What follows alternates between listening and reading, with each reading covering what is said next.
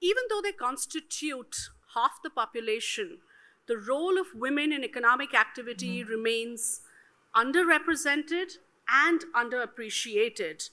This despite the fact that research after research has proven that ensuring gender equality and diversity has beneficial impacts across the board, be it on organizations, institutions, the government, or the economy. And while we see these lower levels of participation and visibility in the formal sector, be it in business or policy making, and even though the data does not present a pretty picture, here's some good news. We're actually seeing some groundbreaking initiatives that are being taken up by this government, that are being taken up by the formal sector in ensuring that we can move the needle as far as the role of women in the formal sector is concerned, whether it's in business or it's in policy making.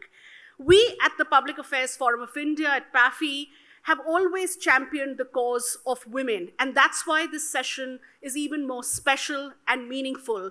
And the real reason why we believe that this session is not just meaningful but also very, very powerful is because there could be no one better than Minister Smriti Irani to talk about India at 100 and share the vision of the government and her vision as far as the role of women in business and policy making is concerned for the next 25 years. And even more exciting that we have another legend, Navika Kumar, to take forward this conversation. Over to you, Navika. Thank you very much, Shweta. And when somebody is called a legend, it means it's time to pack up and go. So I'm really worried about that one because I still feel I have a lot of beans in me.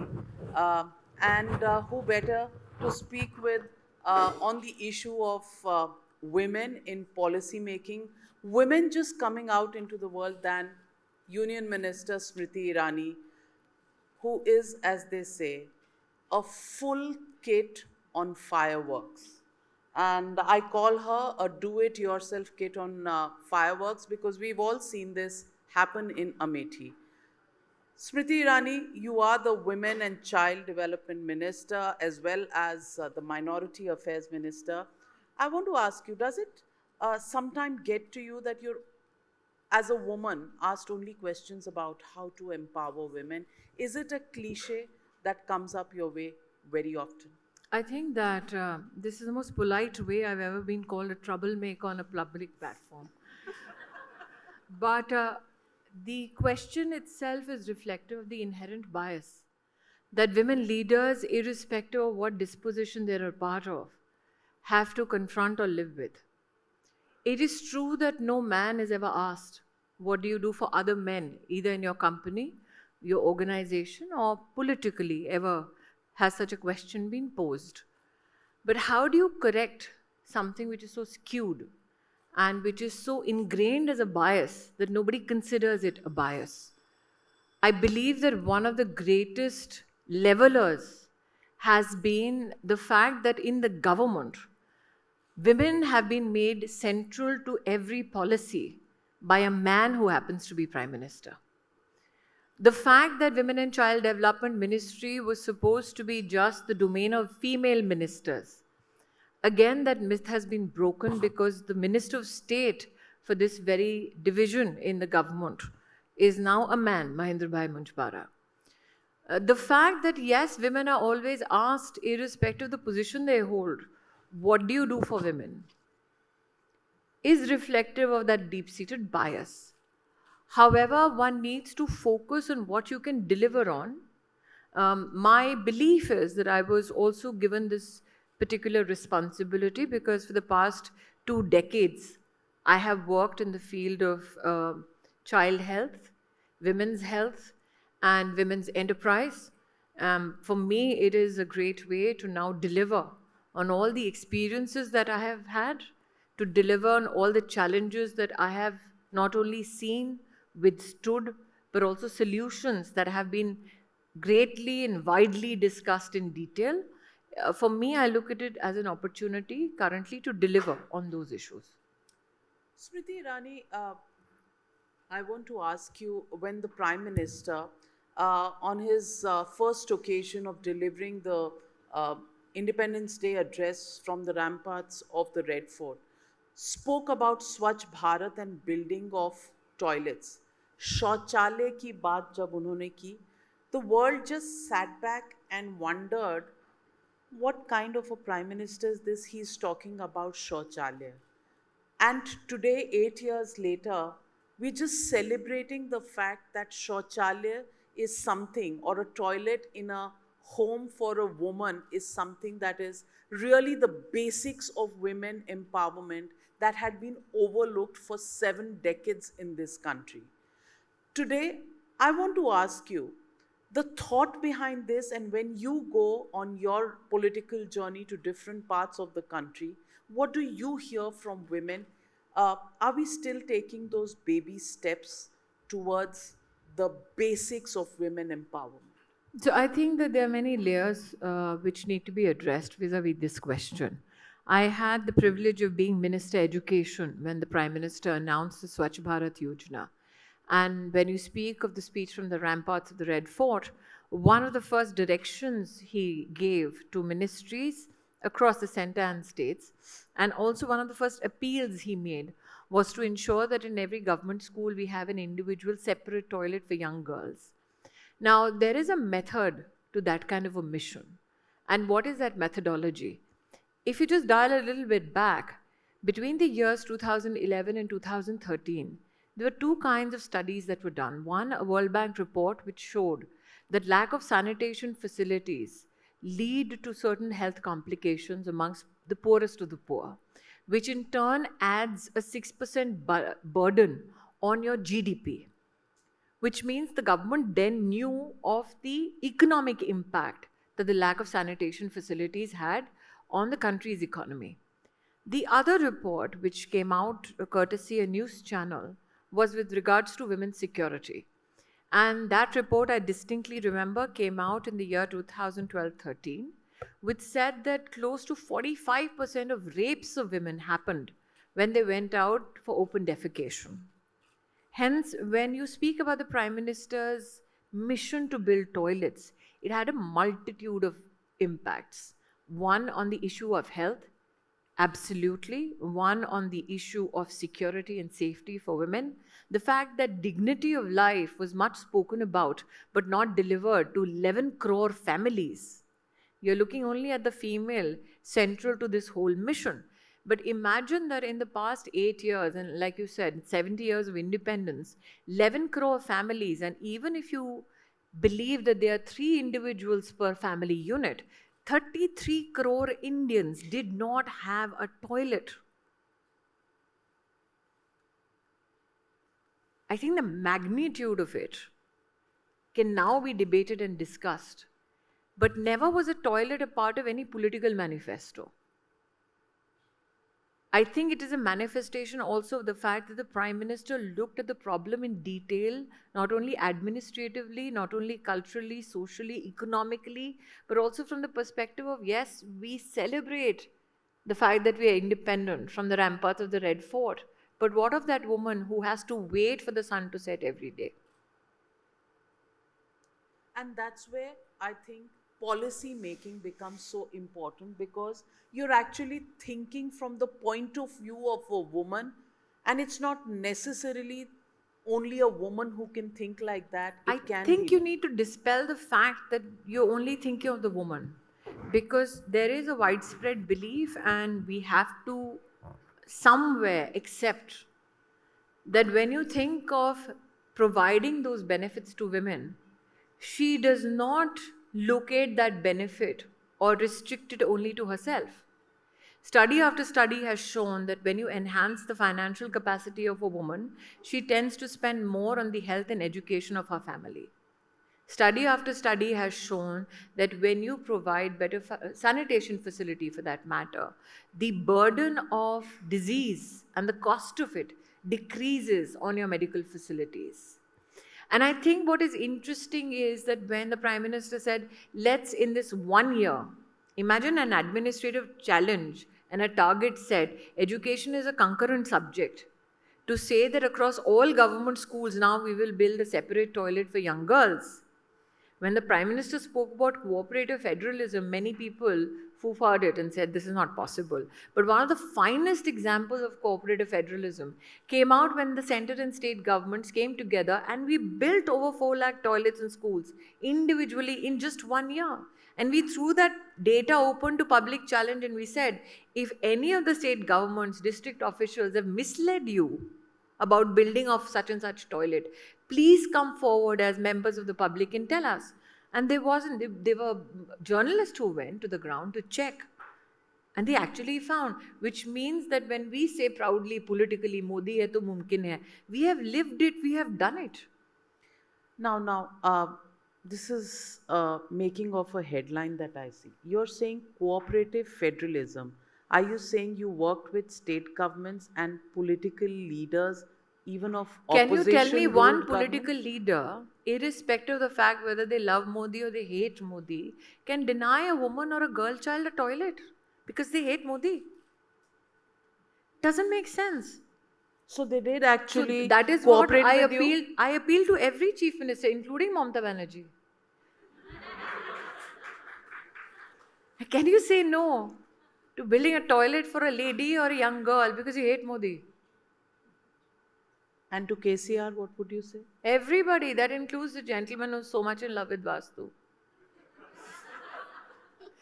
You see, And what about the irrespective- young man who you Which young defeated in Amethi? He was never in a position of responsibility. But he wasn't. He was Congress president. It is different when you are the invisible force in many contexts. It is different when you're given a responsibility and you sit at that table, take decisions, and you implement those decisions. The gentleman you refer to was genuinely never in a position of responsibility. So why would I have an interface with him on these serious issues? And I think that when you look at the Prime Minister bringing issues with regards to sanitation and female health central to policy making and implementation, one needs to recognize that in our country, we never had a menstrual hygiene administrative protocol. Prime Minister Modi was the first one who actually gave a structured administrative protocol to every state government about menstrual hygiene and disposal of menstrual hygiene product waste. That is the detail to which your government went. It is not a popular subject. When was the last time a male politician in our country not only speak about building toilets but also directed administratively? This is the protocol. If you have a young girl who has a menstrual hygiene product need in your school, in your district, this is how you shall give government funds to support it. It's never happened before. Jan Aushadhi Kendra we all speak about. But Jan Aushadhi Kendra have specifically close to 100 products, specially to serve the cause of women, which includes sanitary pads. When did this country ever see, forget about a male or a female politician, any prime minister speak from the ramparts of the Red Fort about the fact that we have today in our country 1 rupee wala sanitary napkin? The fact that the need of women is paramount. I think there's nothing which has been more vocally addressed than these issues. I mean, people would not speak about menstrual hygiene, forget about it in rural India, but even let's say the national capital, when did you last have that conversation? Nobody talks about it. He did, and he worked for it. And normally you don't get votes for something like this. No, you don't. Let's be pragmatic. You don't. Yet it's... You don't. But you do get votes for delivering, which is what Modi got. He delivered on issues. We have identified and addressed some of these issues. But if I look at the World Economic Forum's Global Gender Gap Index 2022, India ranks 135. So let me give you, this is one of my pet topics, the World Economic Forum's gender gap analysis. How do they analyze female political participation? 48th rank. No. And general women. No, but I tell you where that bias is. They say we count the number of women who go to parliament. They say we count the number of women who go to legislative assemblies. I have 1.4 million women in India who serve as Panch Sarpanch. They are never counted. And they are political offices. Imagine if this huge force, a female political entity in office, starts getting counted. What happens to that indice? They Then- refuse to count those women. Why?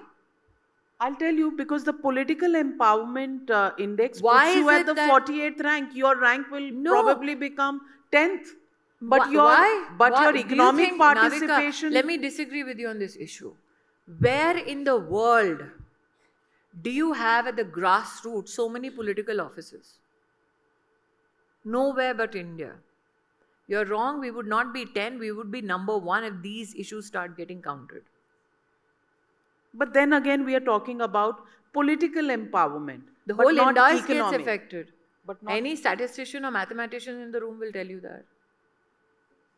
when a minister and a journalist differ, it's said to be a healthy How can you index. differ on practical stuff? It's said to be Unless a you're talking about some impractical people. Well, I hope the audience gets the drift. Considering this is not the news hour, I won't go terribly political. But I want to ask you, the fact that these ranks are slow, the fact that participation in the workforce at a formal level, and these indices show that while rural participation of women in the workforce is increasing, it's gone up from 2017 to 21 in the 4 years, it's gone up from 18.2% to about 28%. That's a 10% rise. But at the same time, there is a decline in the urban participation. Is there something new that we are seeing there? Firstly, describe participation, even in the formal sector. Does it suffice to say that I have at entry level positions so many women, but in decision making processes and positions where the value of that office is higher, I do not have that many women? That in the boardroom where women can genuinely be empowering or are empowered, or for that matter, can lead a corporate entity, we fill in those spaces by amiable individuals. And anybody who speaks out of context or does not conform to a particular methodology in a corporate entity will suddenly not find themselves in those areas where they can take decisive steps. So first, define participation. Do we lack women of caliber who can lead entities? No, we don't. But where, at what threshold do we delink them from better prospects within a formal strategic entity? We delink them when we sit there and evaluate them. If it is an older woman, she is told we need to make way for the young. If it is a younger woman, she is told, oh, आपकी तो शादी होने वाली है, बच्चे होने वाले हैं और आपके पास ज़्यादा experience नहीं है. All of the above. If are it true. is women, irrespective of their age, vis-a-vis a man in contention for that same job, suddenly there'll be discussions about how cantankerous she is because she pushed the envelope harder to reach a particular deadline. And you see women nodding in this audience. It happens. Happens. So what do the to all of smart us. ones do? They don't talk about it. They take it in their stride. Why? Because if you talk about it, you become a pariah in your own organization. You become that activist female everybody wants to shun.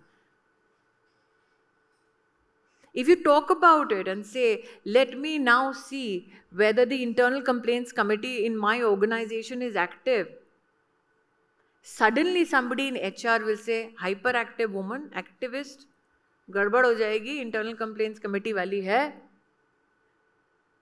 उसको फिर आप family picnics, welfare के काम में लगा देंगे.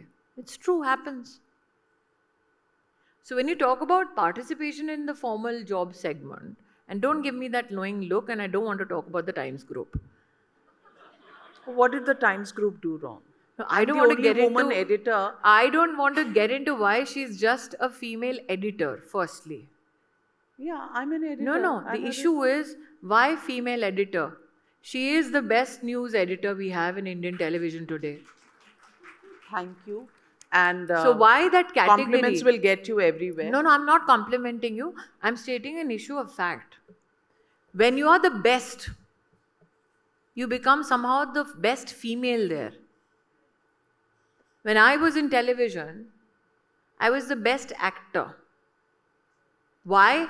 Because Mihir बदल सकता था लेकिन तुलसी नहीं बदल सकती थी. And I asked for that money. Why? Because a man had absolutely no qualms about asking for that money. So when I talk about defined participation, how many women who even rise in the ranks are told competitively that if you ask for a little bit less from the man who's competing from that same job, we'll give you the post. How many women can sit at that table, negotiate, and say, give me more money? I think today many. Yeah, but how many of them? There, I have one hand going up there. Are there others? The fact that this is a hall half filled with women and you have two hands, doesn't that tell you something? But so now let's look at the informal segment. 80% of the informal segment constitutes a female labor, right? But who is hiring this informal labor in the urban areas? Construction sites? Who owns those construction companies? Companies. When they know that the government has many methods of formalizing that labor participation, why aren't they doing it? Road companies? It's a sticky subject. Maybe there'll be many a broken hearts here after this conversation. No, because I don't make polite noises about it. How many companies today who speak about the issue of women's empowerment have a very active ICC? Again, partial hands are going up, not every hand. And those are the issues that need to get addressed as well. How many companies genuinely, now they are saying we embrace equal pay for equal work. How many of them institutionalize a bias which is done so deftly that when promotions come, women get laid off? Or they are told, yahan thoda aur experience lijiye. It happens. How many VCs are happy to support enterprises that are owned by women?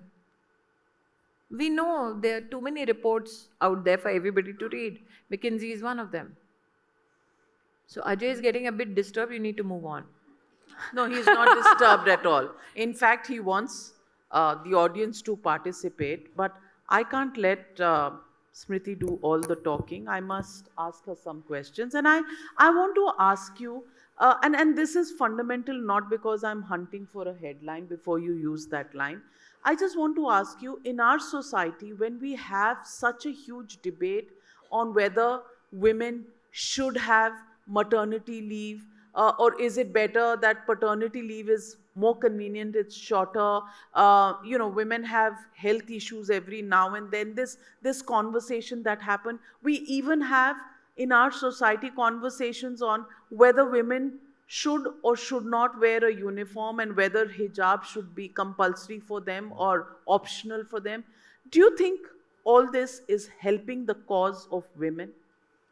Firstly, what is the cause of women?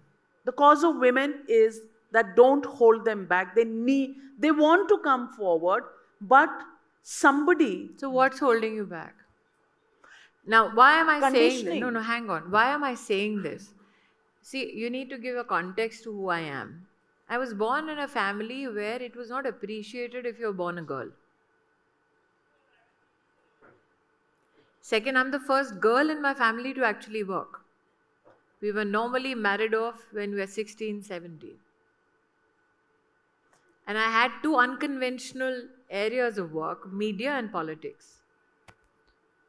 And I'm still a part of a family where my father, if there's Punjabis in the house, he would not have water in my house because I'm married. So I'm speaking from that context. What's holding you back? You. Because every decision you make, there is a price that you pay for it. And you will be reminded when you make the wrong decision. That is the problem. When a man makes mistakes, nobody holds it over his head for the rest of his life. When a girl makes a mistake, it will be held against you for the rest of your life. So many of women do not become that bold क्योंकि मुझे ज़्यादा सुनना नहीं है. For instance, ask any lady here. Many of them are financially, almost all of them are financially independent. How many of them in our country today can independently make a decision कि आज stock exchange पे मुझे ये वाला share खरीदना है, ये बेचना है, without consulting the man in the house? Very few women. Very few women. Again, let's be honest, very few women. How many women can actually take a decision, मुझे ये घर लेना है? Again, not every hand is up. And this happens here in the national capital. So the issues are not as simplified as the question is. We've seen it happen to our mothers, our chachis, our mommies, and women at large in our society. We are cautious. So what stops us is our own sense of caution at times. Why? Because if you're a female, you can't afford to fail. No. That is what is institutionalized in many a young girl, especially if you don't come from an economically empowered background. Are you ducking the question on hijab? No, I'm not ducking the question. Absolutely not. What you wear, if it is your choice, it's your choice. If it is a manifestation of somebody else's idea of you, then you have a problem. And in a school? My father's a Punjabi, my mother's a Bengali, my dadi is a Maharashtrian, I'm married to a Parsi. Parsis don't wear Mangal Sutra, they don't wear bindi, they don't wear tilak or sindoor. I do. Parsis don't wear a wedding ring per se, but they wear this chudi. I do. But when I go, my husband, my children, they can enter the fire temple and I have to stand outside on the road. I can't get in. I'm not barging in. I'm respecting that religion of my husband's. So when you talk about social reform and change and revolution, I'm a non-Parsi, married to a Parsi who was told that आपके बच्चे का नवजोत होगा, आप मंदिर में नहीं जा सकते. जो हम जनेऊ पहनाते हैं हिंदू धर्म में अपने बच्चे को, उसमें पूजा में माँ बैठती है, देखती है ना. मैं नहीं बैठ सकती. मेरे दोनों बच्चों का हुआ है. मैं बाहर खड़ी हूँ सड़क पे. मैंने क्या फिर पूरे धर्म के बारे में बैठ के विश्लेषण किया कि मेरे साथ पक्षपात हुआ? नहीं. उनका धर्म है, उनकी आस्था, उनकी प्रथा है. तो मैं जो जी चुकी हूँ वो बोल रही हूँ. Well, Smriti Rani is always mesmerizing, but Ajay tells me that we can invite audience questions, and I can share with you that there's nobody better than Smriti to be absolutely open to take your questions. Yes, ma'am. Yes, Vartika. My name is Vartika Tomar. I'm a scholar at the Indian School of Public Policy, and I take pride in the fact that our institution is absolutely gender sensitive. But my question to you today is that we took pride in the fact that the women participation in the grassroots level is great, right? You just said that we women in India have a great participation at grassroots level. But there's also a concept called Sarpanch Pati, which is very, very prominent in the Indian villages, and it's so internalized that we can't even deny the fact. And we also know that in urban area, you just said that describe participation, right? So this is where I define participation. When a woman is just tokenistic and she doesn't have the right to take decisions despite being the face of it, I feel that she is not being, she's not empowered. Whereas on the other hand, the self-help groups, they're doing brilliant because that's a group of women who are participating. Whereas when an individual woman is given a position of leadership, she's not accepted. And that's happening at the grassroots level. So how can we say that at the grassroots level, the participation of women is brilliant? I think, Vartika, you cannot deny the fact that these women have stepped up wanting to participate. Yeah. And not everybody has a sarpanchpati. Because once you taint them all with that single brush, you taint their intent, you taint their contribution, and you taint their capacity. One of the best ways to disavow a woman's right to be a leader at the grassroots is to say, अरे इसको कुछ नहीं आता, इसके पति ने करना है, यही तो प्रथा है. So first start celebrating those women who do not have a sarpanch pati. The second issue is you're right when you say that what is participation? Participation is when women have an equal right to be a part of the decision-making process. Statistics will show that the last NSSO survey has shown that women's participation in decision-making process in families has increased. But how is that participation, like I said, defined? For instance, many conversations have evolved around if a woman is financially empowered, then domestic violence against women ebbs, which is not true. If you look at data, it will suggest to you that irrespective of a paycheck, urban Indian women are as much domestically abused, beaten by their husbands, in fact, more so than rural India. So that whole conversation that if you're educated, you're not beating your wife, just falls flat on the face. But does that mean that every urban man is beating every urban Indian housewife? No. Similarly, every female panch or sarpanch does not have a sarpanch pati. It has, however, been found through research that when women own properties, that's when violence against them within their family institution diminishes. And that is why, as a policy person, if you study the impact of the Awas Yojana of the Honorable Prime Minister, close to 3 crore homes made. Of this, over 1.2 crore homes are either in the name singularly of the female of the house or in joint custody of the female and the male head of the family. Wherever the ration card has a female head of the family, there is equal distribution of ration and food items to the family members. So, statistically, theoretically, and administratively, it's now been proven that whenever women are given resources, they ensure equal distribution. And I think those conversations need to be strengthened. Those conversations need to evolve.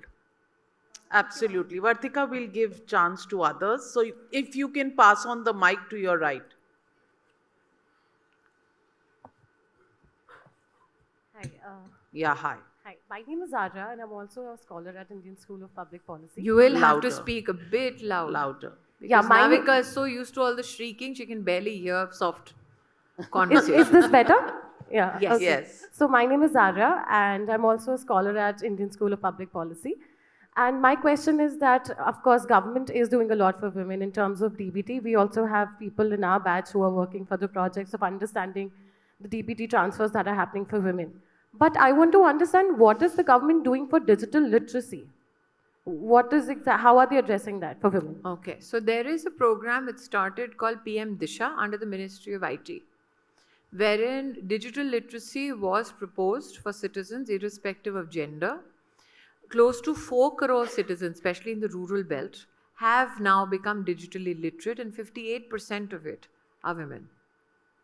This is an ongoing program. You are, in fact, it's a lovely happenstance that the gentleman seated right before you, Mr. Dilip Chinoy, happens to be an expert in that kind of skill sets and ensuring that it's administratively implemented. And may I give you a little bit of a statistic that in India, and this is an IBEF report which says 45% of the startups in India are run by women, of which over 50,000 are recognized by the government. The country has witnessed the most women-led startups which have turned into unicorns in 2021. Whether it is Byju's, Nykaa, MobiKwik, Zolo, Thrill, Opila, all of these are women-run. So, I don't think so. Co-founder, Divya Gokul. But the gentleman happens to hog all the limelight, so. Yeah, so maybe you and I have a edges the job woman cut out. in making the But I think, woman. Navika, it also throws up something interesting which Google had done earlier. Whenever there is, in fact, especially in the fintech and the IT segments, whenever you have startups, when founders, if they are women, they go for capital support, they tend to get less of it. When the idea develops and they somehow find a male face, suddenly all the money comes pouring in. I'm not talking about Byju's, but Happy to step in here as the largest venture capital in the region, at Sequoia Capital, or even if you look at the entire industry, I think, Navika, thanks for pointing out that statistic and the data. There is concerted effort being made now by the VC industry to ensure that we're seeing more female founders and the kind of initiatives that one is putting in place, because I think it's true that we cannot see, and that's where real economic progress is happening. And the entrepreneurial energy we're seeing among women founders is absolutely amazing, and would love to share with you in greater detail on the kind of startups that are getting funded and are being successful. You've named a few, Navika, but are getting very successful and all led by women. Well, happy to discover more of that, and that space is truly something that will encourage a lot of women. But any more questions from the audience? it's interesting, yes, it's only women asking. yeah, the men. Are you scared of No. Smriti? Are you really scared of the minister, or you think you don't Thank you have for any giving me such women-related questions? Thank you for giving me such glowing compliments. Yes, ma'am. They Hi, should be. Smriti. So, just a suggestion and discussion Louder, on how we please. can take it forward. So, basically, women at the peak of their career, when they become a mother, either their organization doesn't have the crèche facility, or they don't have anyone in their house to take care of small babies. And I have many examples of my friends who have to leave their high-flying jobs and take care of their kids. So what the government and corporates can do together to nurture that talent and let that talent be in the industry instead of sitting at home or doing a freelance job, which So will the not issue pay them. is that the minute you ask this question, there are many men who are like smiling and possibly a few laughing.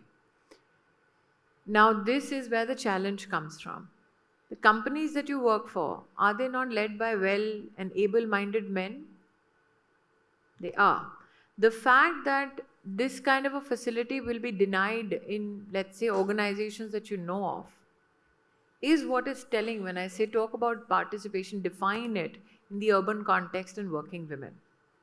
For instance, as Minister Education, I sanctioned leave for a male officer because he had to look after his son who has to give his board exams.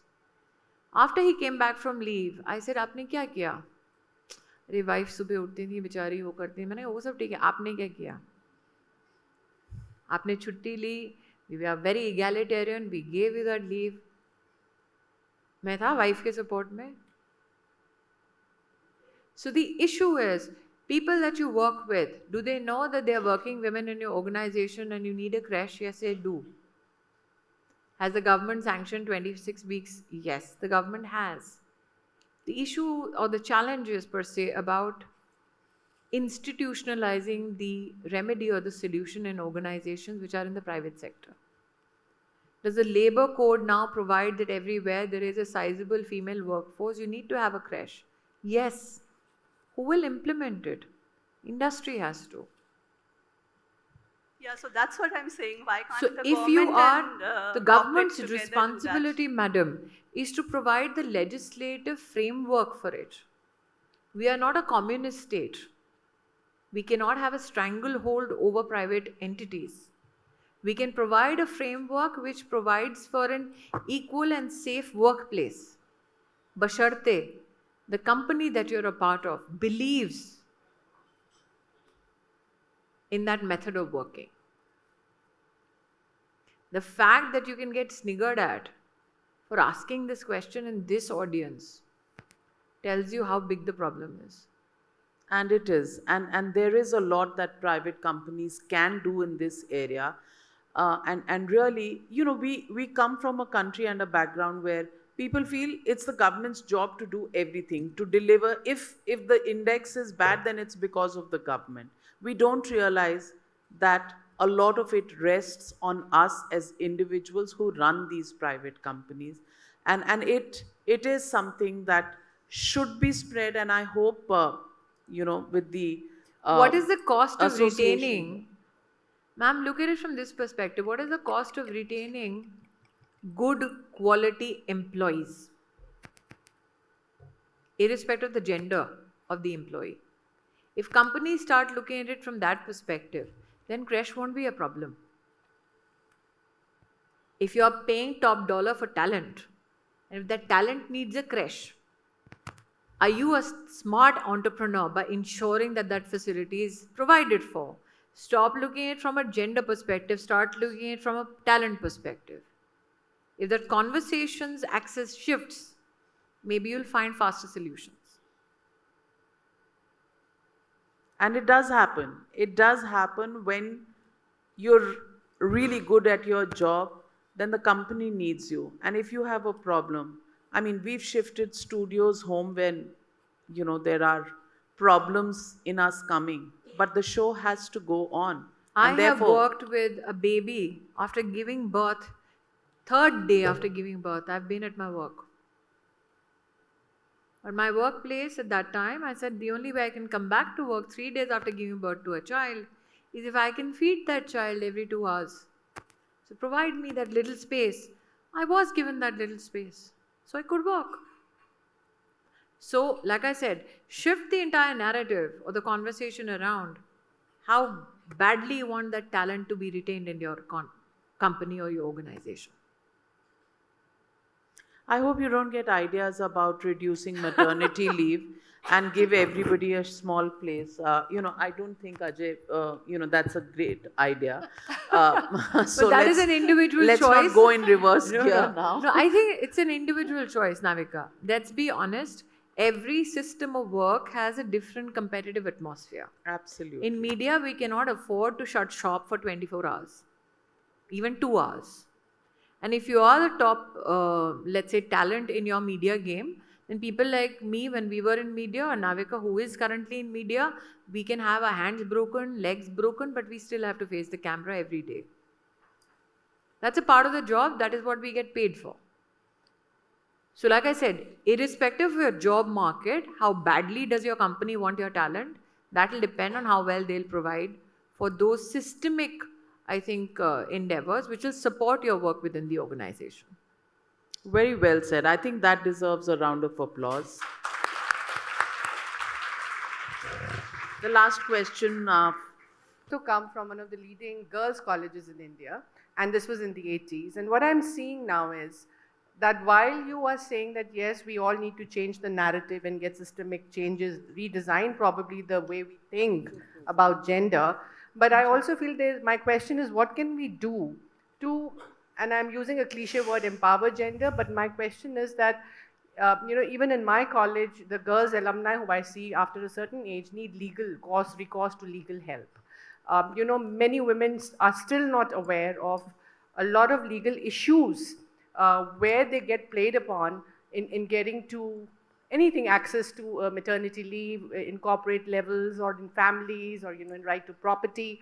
You may give a house to a woman, but her sons may lay claim to that house. So can we devise a one-point nodal, a framework where a woman knows she can go, knock a button, get a list of creditable lawyers, be able to understand what the laws are Already governing exists, that sector. madam. It's called the One Stop Crisis Center. It's available across 700 plus districts, especially districts which have high crime against women. We are giving additional centers. We have, in fact, through these One Stop Crisis Centers, helped close to 70 lakh women in the country, which includes, it's an amalgam of police facilities, legal medical facilities under one roof. In fact, it also acts as a transit house for women who are possibly shifting locations because they are in trouble at a particular locality or within their family unit. That already exists, and through NALSA, which is the Ministry of Law and Justice, also those lawyers who are willing to give free legal aid, that whole system also has been institutionalized. But I think irrespective of those government interventions, technology is one of the greatest levelers. If we truly want to help women in terms of how to empower themselves, and I agree with you, it's a very cliched issue. One of the greatest challenges, I think, in upbringing is when we teach young girls that somebody else will come and rescue you. this whole knight in shining aspect, shining armor aspect that we teach women, आपको कोई बताएगा. Technology says आप खुद जान सकते हैं. Services कहाँ हैं, आप खुद पहुँच सकते हैं. One, I think it's at the level of trying to bring about a mindset change in how we bring up our children. And I'm not saying particularly girls, how we bring up children. Second is, like I said, government interventions like the One-Stop Crisis Center. But the third and the most important aspect is how technology can become the greatest levelers and facilitators of emancipation. The challenge now is that in how many languages in your country is technology available in? Currently, English is the dominant language, then comes Hindi, but we are a country of 19,000 dialects. 125 constitutionally recognized languages. So technology also has many challenges, but at least today, suffice to say, we can be glad about the fact that if we so choose as individuals, there is a procedure and a path of finding solutions. Smriti Rani, when we are talking about women empowerment and we're talking about how do they go that extra mile, I want to ask you, is there a day when your party, your organization and your government will have the head of the party, a woman as a head of the party? Do you That see again that is reflective of bias, as though a male head of the party cannot do good work with regards to women. When my party ensured that we pronounced Narendra Modi as a Pradhan Sevak, the party was extremely aware of the fact that his office in Gujarat as Chief Minister, he prioritized women's self-help groups, what Vartika spoke about.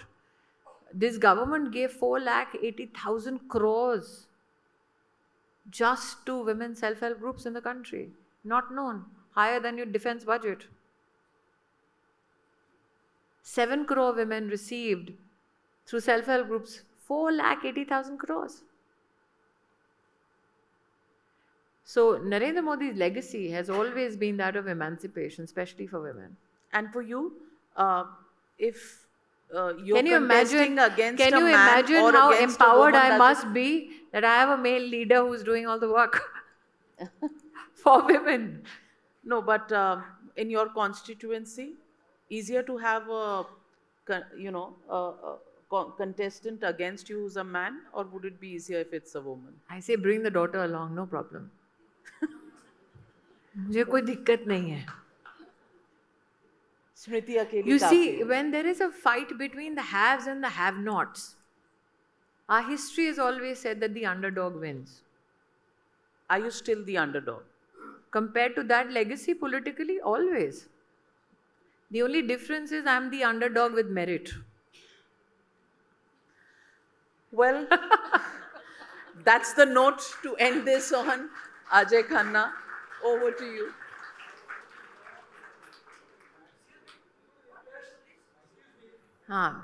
Trust a man to do this at the end when everything is over and done with. Yeah. So let that man at the podium speak. Yes. I want everybody to stand up and just give a big round of applause. This is my big vote of thanks.